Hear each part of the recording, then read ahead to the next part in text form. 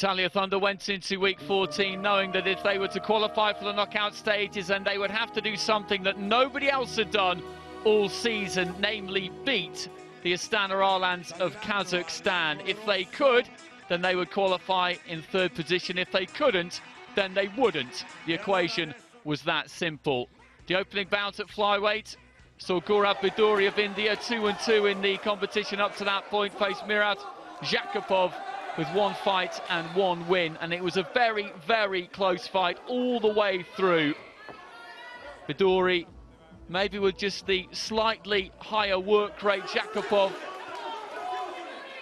never stops coming forward, and in the last couple of rounds just seemed to find a comfortable range. But Biduri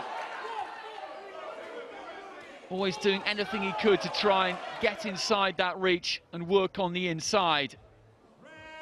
It went all the way to the judges' scorecards, and it was Biduri who won it by split decision to get the Italian Thunder off to the best possible start. At lightweight, Donato Cosenza was in with Roman Tushegrinov. Neither of these two fighters have boxed that much in the competition. Cosenza 1-1, Tushegrinov 1-0, and once again it was a very, very tight affair. Cosenza maybe just engaging at too close quarters in the first couple of rounds with Tushegrinov, who was a tough, compact kind of a boxer. Cosenza grew into the contest and took it by unanimous decision. So Italian Thunder 2-0 up, as they were the week before against Caciques Venezuela. Adam Nolan competing for them at welterweight against Aslan van Schimbergenhoff, knew that a win would be enough to see them qualify for the knockout stages. And true to form, true to the boxing we'd seen all night, again, it was a very difficult one to call. Judges really having to make decisions based on extremely fine margins as to who won the rounds. Nolan landed the heavier shots, but Schimbergenhoff really, of the two, was the more accurate, the slicker boxer, the better looking fighter, if you like. And during the course of the 5 rounds, that maybe was what caught the judges' eyes. And it was enough to give him the win and to keep the Astana Arlans in the contest at 2-1 down. And what a fight we had at light heavyweight. This just wasn't for qualification for the team competition. Manfredonia and Havoya right up at the top of the light heavyweight rankings.